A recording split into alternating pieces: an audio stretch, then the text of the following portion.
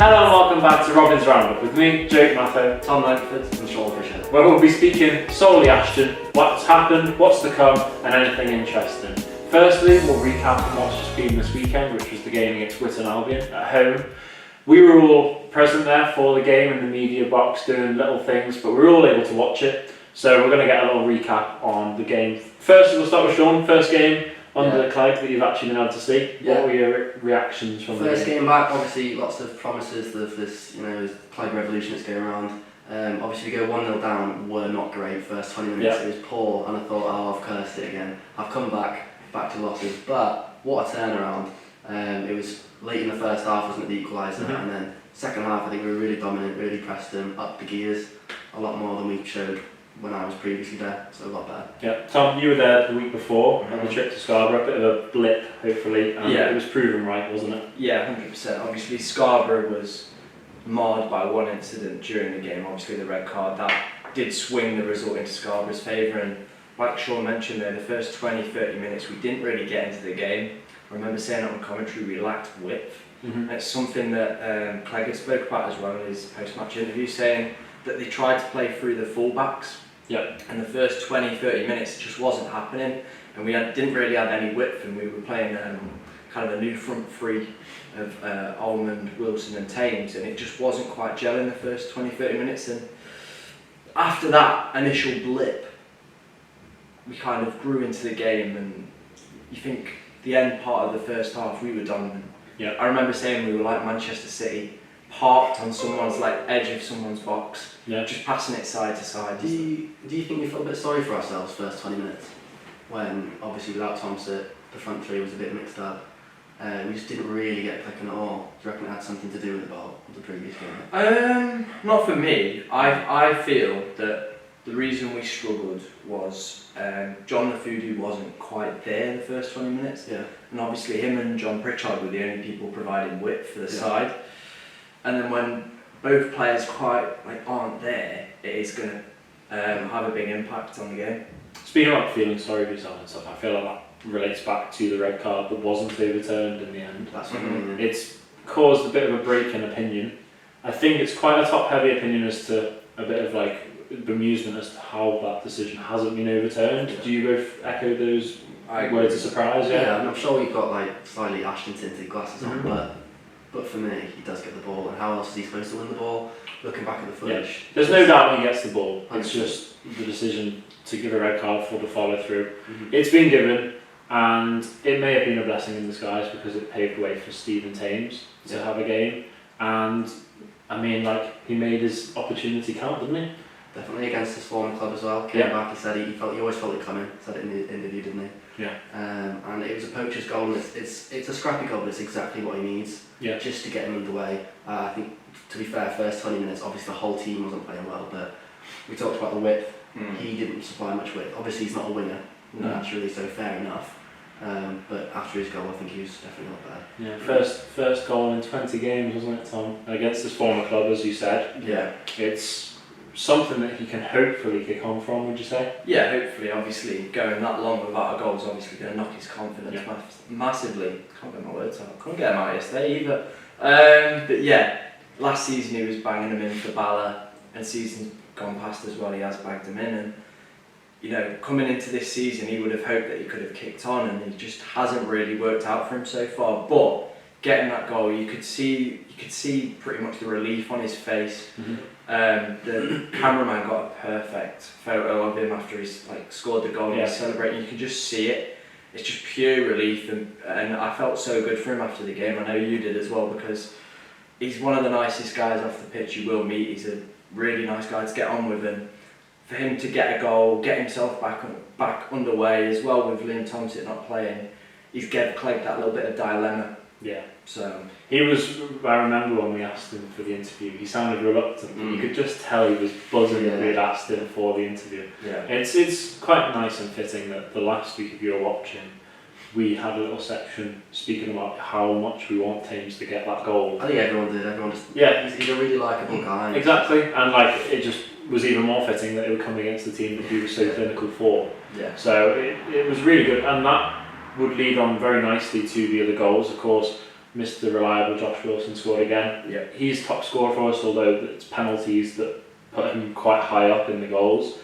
But I think the forgotten man, not forgotten man, but the man that went very much under the radar, who got a goal and set up Thames's goal, was Michael Brewster. Would you agree with that, Tom? Yeah, I agree with that. Obviously, his work always is under wraps because it's kind of just in the midfield, isn't he? Just chasing people down and winning the ball back. And I feel a lot of people kind of forget that is needed, and it's something we lacked before Clegg came in. And Brewster has been a fantastic addition to the midfield, and now he's popping up with goals and assists.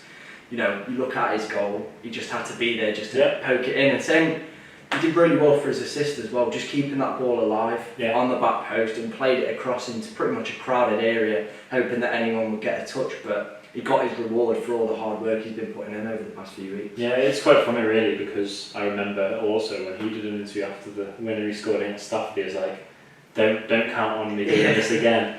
And he's going to be gone and done it again a couple of weeks later, so it does look good for the future, because he's getting in the right place at the right time, and if he's not scoring, he's providing, because that Thames goal wouldn't have come about. It went to the back post, didn't it? Yeah. And he flicked it back in. Flicked it back in, and Thames was there, where he should be as a poacher.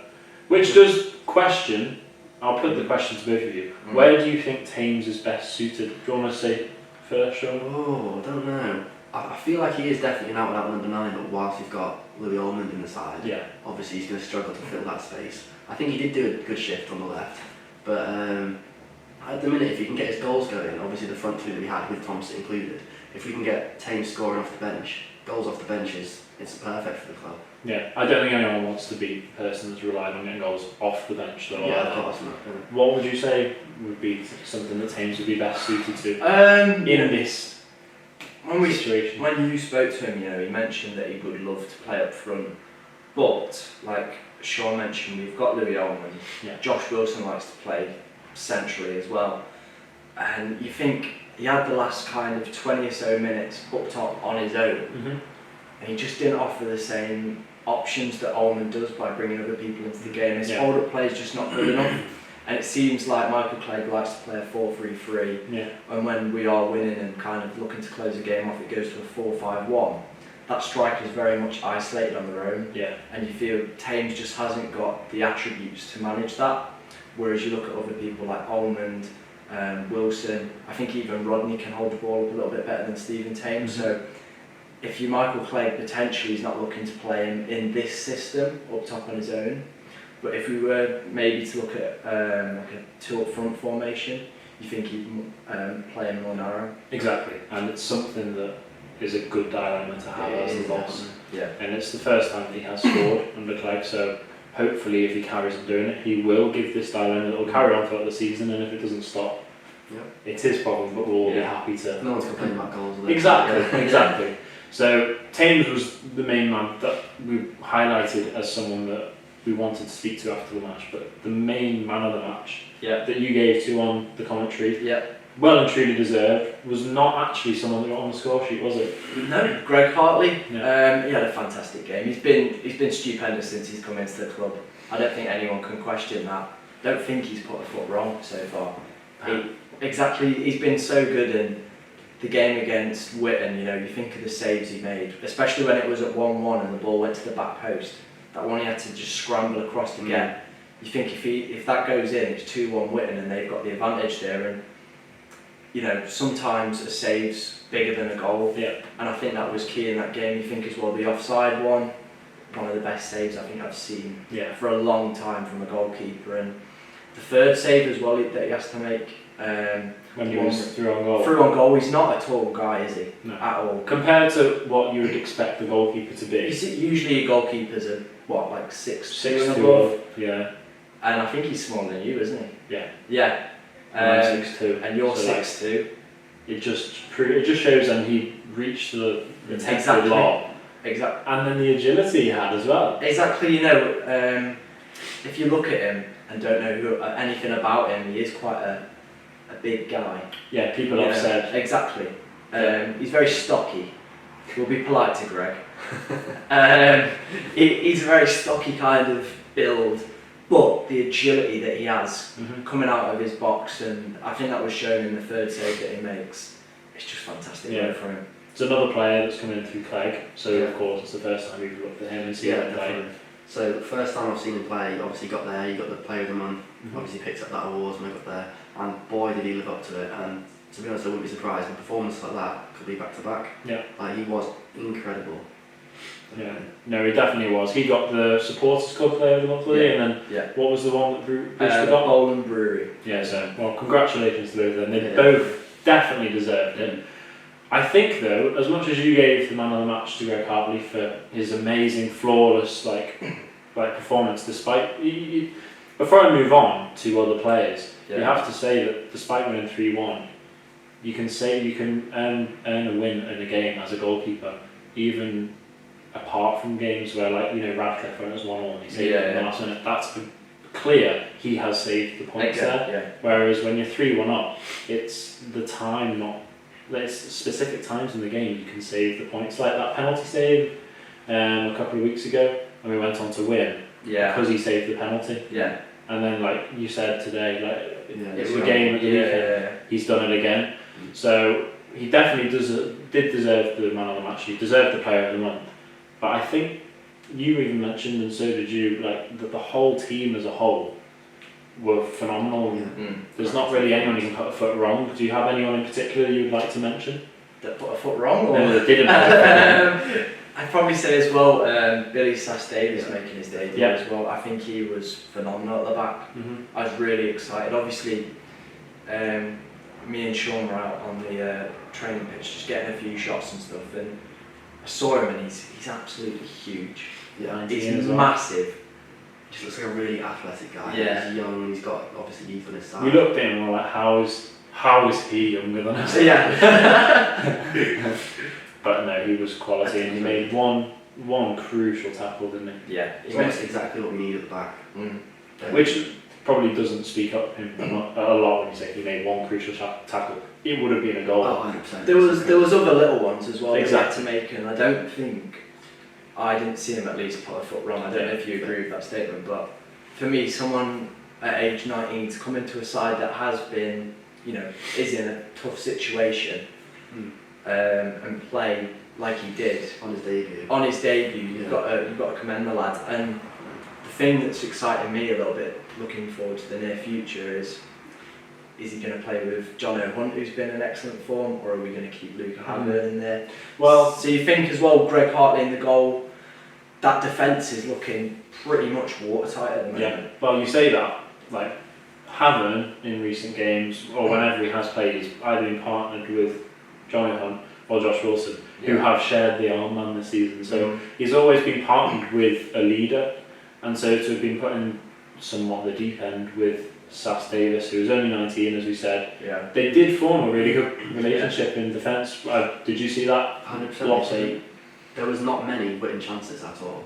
Like the chances that there were, obviously Greg came up with huge saves, but I think we really did shut them down, dominated most of the match, and the whole team's on there. Yeah. After the 40th minute, I think that's when we turned it on. The first 40 minutes, as much as they didn't create that much. Since their goal, really, kind of woke us up a Exactly, bit. because it was a really early goal. We just fell asleep as a team, and you just looked at it ever since then, didn't you? It's just like, these are there for the taking if we can play like Even we when we have. were down, we thought there's a win here. Possibly. Exactly, and we duly delivered eventually, Yeah.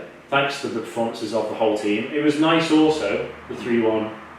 It was about coming up to the 70th minute, I think, and we were 3-1 up. Yeah. Gave time for the youngsters to come on, didn't it? Yeah. The likes of Cass, the likes of Stow. Yeah. So it's nice to give them a go. And do you think like Clegg will be doing that more in the future, would you say? Yeah, I agree with that. It was nice to see Cass obviously get back on the pitch.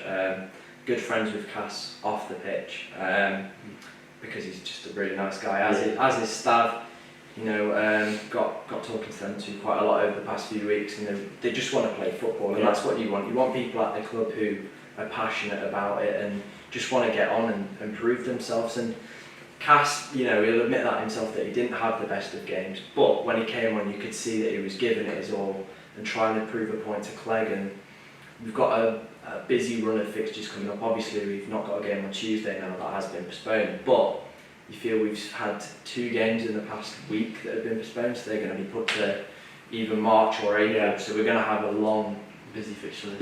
fixture list. Yeah. and he's going to have to utilise his squad effectively. Exactly. It was a very creative day. Lots of chances, as we said after. It was more the second half we played in our own and took the game in our stride, and there were many opportunities. I think we hit the crossbar twice, Hardcastle John Pritchard, and we actually had the fortune of travelling back with John Pritchard Senior, which was a lovely time, just chatting to him about the club and about him as well, and we learned some things that were incredible. And I think John Pritchard deserves a massive mention of applause for how he's come back into the team following such a long-term injury. Yeah. And he's secured his place. Yeah, he definitely has. I mean, I think he delivered the corner, which set up Rooster for Thames' equaliser. Yeah. Delivered the free kick which hit the bar. Yeah. Then delivered the free kick which was knocked back on for Brewster to score the winner. From set pieces and third ball situations, he's incredible. Yeah. He really is. Really good. And he's only 25, is he? 24. 24, wow. Well, one of those two ages, either or, he's got a lot of potential still, because he's been really consistent, and it's, like you said, it just echoes the words of our defence does look really shored up at the back. It's going a good way to improving our home form. Yeah. Because where are we in the league for home form? 21st. 21st. That actually would go on quite nicely, ending the talk about Witten. The predicted Premier League table. Yeah. Would you like to update us as to where we are? Still 20th. No, still 20th. There were some interesting ones in the top there, weren't there? Lancaster are winning the league. Where are South Shields? 5th. Yeah. Keep an eye out for that. If that comes true, wow. But if you're a betting man, I wouldn't look at Predictor. No. Web Pages Predictor doesn't seem to have. I don't really understand what they're doing. No. I think they've just been on a night out and they just get the drunkest away team that just won to update the predictor that random scores in, because it doesn't really make much sense. But it does give us more confidence now that we're 20th. Slowly we're rising out the table. We're not in the prediction. In real life, it's even better. Yeah. But when you look at prediction, you see how somewhat professionals are looking at it. To see us to see that we're slowly rising to people that will be neutrals. It's good. Yeah. And we're going in the right way. Which brings us to a close of this part of the show. We're now going to move on to what we do every week, interchanging with different entertaining games. Well, we hope they're entertaining. Last week we did Who Am I? This week it's the return of Mysterious Ground. Oh, mysterious ground, whose ground are you? Whose ground are you, baby? For those of you that don't know, Mysterious Ground is a very easy concept of a game. It's basically where I will provide 3 facts about a specific ground in the league that Ashton are in the Northern Premier League. Tom and Sean will have a little guess. They might know the answer. They won't commit to it just for the sake of people watching, in case you don't know, or in case they're wrong and they get egg on their face. More than likely. Yeah, especially when I did the hide one and you didn't have any idea whatsoever, did you? No, I didn't have any idea. This is my first league, to be fair. It is, yeah. So this is a new concept for Sean. But so I'll provide a fact. I think if I'm going to make a prediction, I think Tom might get it on the 3rd fact.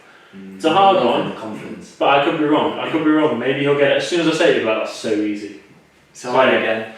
Without further ado, we will give you fact number 1. So this stadium hosted an FA Cup first round tie in 2014 for this team in our league, and they beat Exeter City 1-0, who are 100 league places above them.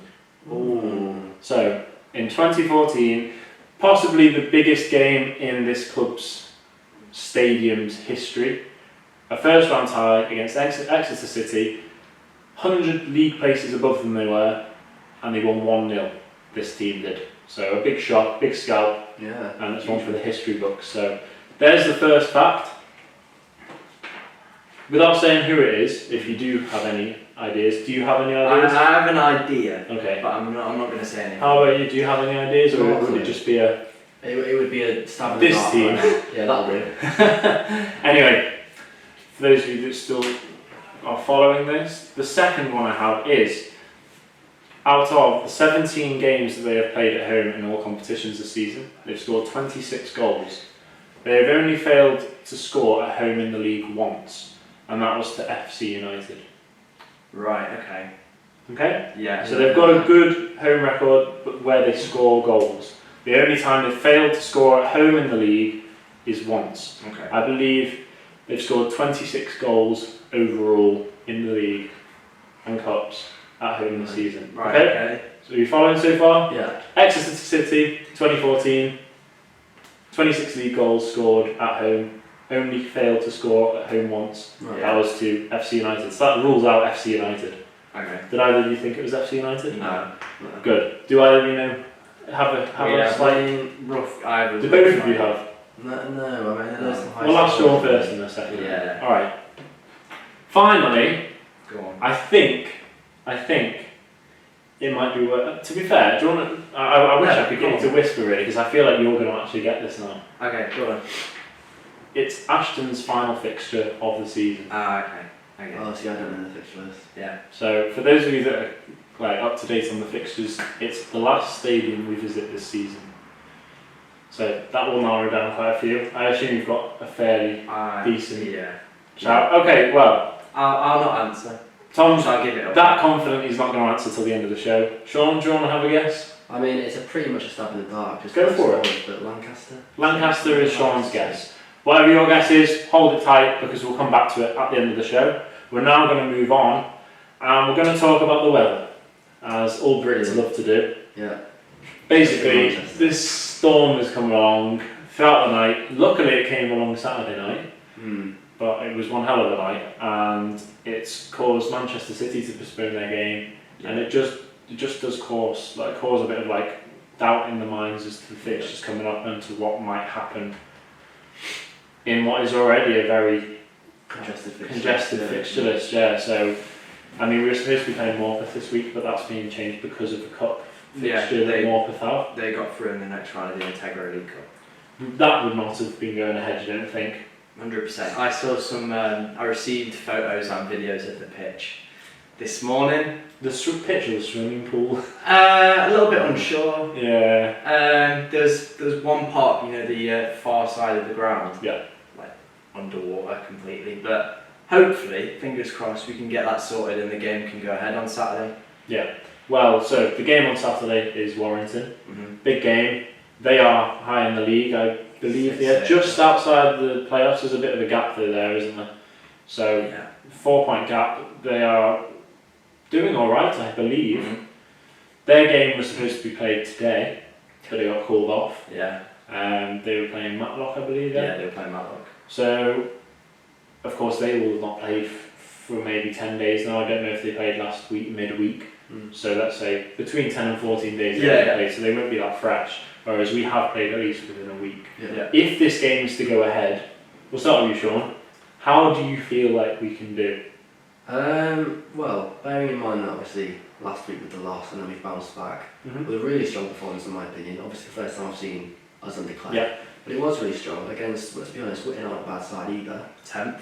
Yeah, exactly. Beat us in the reverse. Yeah, so quite confident I think. I think it's going to be very difficult, but yeah, quite confident. Yeah. Tom? I wasn't at the Warrington game. We played them in the FA Trophy. Oh, Go on, Mr. Light. but the lights were. Yeah, I wasn't at the game when we played Warrington in the FA Trophy, but I know it was a very tight, intense game where we edged it 1-0 in the end. Yeah. Thanks to Sam Sheridan, pretty much thunderbolt. I mean, when does he do tap-ins, to be He honest? doesn't do Exactly. But I remember that day as well. That was close to being called off because of the heavy rain. Yeah. But their ground staff did an amazing job and the game went ahead, so fingers crossed it can work in our favour as well. But it's going to be a tough game. You know, obviously you look at where Warrington are on the table. When we played them again, I was told it was very tight, very tense.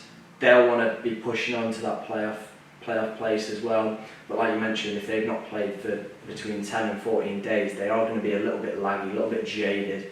So potentially that could help us in like maybe the first half you'd feel, but they would potentially then grow into the game. So we've got to kind of grab the game by the scruff of the necks and just get into it straight away. Especially in the weather as well, because it'll be cold. Like even if the game does go ahead, it will be cold. Even if the day's nice. Yeah. It is February. Get It's your the thick of it. Yeah, definitely. So for a team that haven't played in so long, considering the fact that usually it's such a quick paced fixture list. Usually there's 2 or 3 games within 7 to 10 days, and they could potentially be playing almost 2 weeks without a game. It does put us in a bit of an advantage, and I feel like as much as we're on a good run, we could do with every little advantage in our position. Would you agree? Yeah, of course. Yeah, we'd always take the little advantages, wouldn't we? Exactly. So it's looking good on the one hand because the form's good. We've got that blip of a defeat out the way. Yeah. Shane Thompson won't be there. How many games is he out for now? 3, so he's got 2 left now. But we've got a few returns. We've got John O'Hunt's back. That's good to hear. Sheridan made an appearance, so his neck injury doesn't seem too bad. Yeah. So hopefully he can get himself back to fully fit. 'Cause I think we did miss him at parts in the game. Yeah, no, I would agree with you because usually Clegg has been playing more of a 4-3-3, hasn't he? And instead of doing that, he played almost like a... It's like a 4-2-4 at times with like Ben Hardcastle pushed really high up. But it was really in between, wasn't it? It couldn't make its mind up what it wanted to be. That does beg the question, I know I asked you before, about what you think Thames's position is best suited to be. Well, I'll ask you first, Tom. What do you think Josh Wilson's position is best suited to be? Big question that. I know a lot of the fans want to see him play up front, but I feel when he has played at the back with John O'Hunt, I don't think he's done a bad job, to be honest. He's been a presence at the back, and you know, he has looked very comfortable to say he's a forward, but he did offer something going forward, and obviously he's got a partnership with Louis Ormond. They worked together at Chorley for 3 years, so you imagine if they can get that spark going again, then you know, we've got a deadly duo up top there. He's almost like a hidden striker in defence, because I think the last time he scored an open play was when he was playing at the back at Stafford. What would you say would be his best position? For me, now that we've got obviously like extra players in defence, we can rotate. He's very technical player. He's like a very gifted player for quite a big guy. If we can get him linking up front, I think that'd be quality. He clearly knows where the net is. If we can get him playing up front, I think perfect. Yeah. Sounds good. Hopefully we can get them all gelling together. It looks like the squad harmony is perfect. Like it is going in the right direction. It was nice seeing the co-owner Jonathan there as well on Saturday. Yeah. He put the little bet on with us, didn't he? It's going to be a 3-1 with the teams to score. Yeah. He smashed it, didn't he? He did, smashed it. It does seem to go in the right way, and it's nice to see the owners come in and show how really nice figure when he came to us. Exactly, and it was a really I'm not sure how to put this. FC United was a really busy game because it was such a rivalry. They've got such a big fan base. Yeah. Western Albion isn't that game, but it was still such a good atmosphere. People turned up. Really good time. I said, there were like 500 people there. There weren't. They were nowhere near 500, but it felt like it because of the turn up, because of the support, and it was just like I don't know what it was. Whether it was the weather got us on a nice day. Yeah. Like 24 hours later, it wouldn't have been going ahead. But it seemed like the atmosphere was perfect because everyone was there, everyone was up for it, and it just almost felt like it had to be a result. Would you agree? Yeah, it was just a really good feel-good factor really from the moment we arrived. Obviously, it's a big community club really. It's very community based. It was good to see the under-17 there, gave the guard corner. That was really nice to see with the coaches. Good to give them a bit of acknowledgement. But yeah, it was definitely a feel-good factor from the moment we stepped in really. Yeah, no, it's looking really good.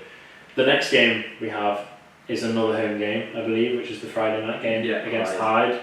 As long as the weather's nice to us and Storm Kira, is it? Kyra? Yeah. Stormzy is hopefully out of the way. Stormzy. It's like a B-Tech rap you get. So when Stormzy's finished his set, hopefully the Hyde game can go ahead. That's looking quite far ahead, so you would think it would be fine. Yeah. We're in Manchester, anything can happen. It turned sunny about 3 o'clock this afternoon, didn't it? Yeah. And then lows, thunder and lightning.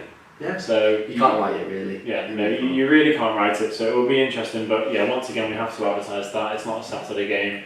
It's Friday the 21st of February. Hopefully it'll bring everyone down in numbers, and I believe it's going to be something that will maintain our great run of form. You'd hope so. Yeah. Before we finish and round up, and before we find out what my answer was to my serious round, do we have anything else you'd like to add on to this? No. No? Happy with everything's been said? Yeah. If you have anything you'd like to say, please do feel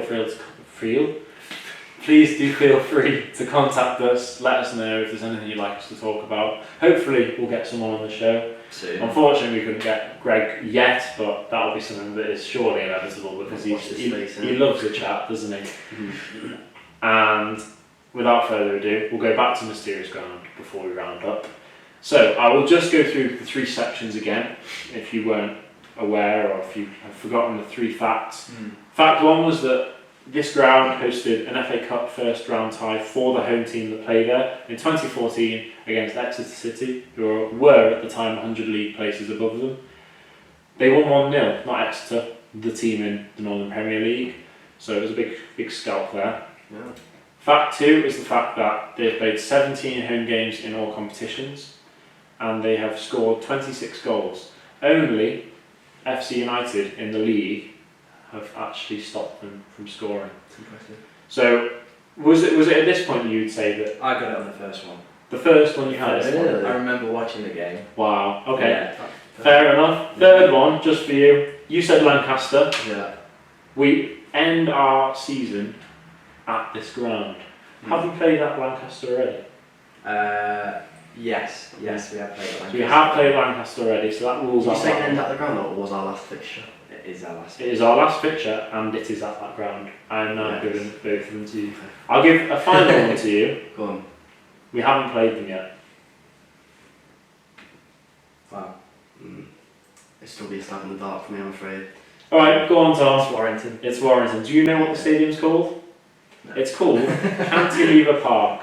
Or as I was looking on web pages, it was something like the Warrington Recruitment Stadium or something like that. So whatever you want it to be called, but Cantilever Park seems like the one that it is. The answer is Warrington.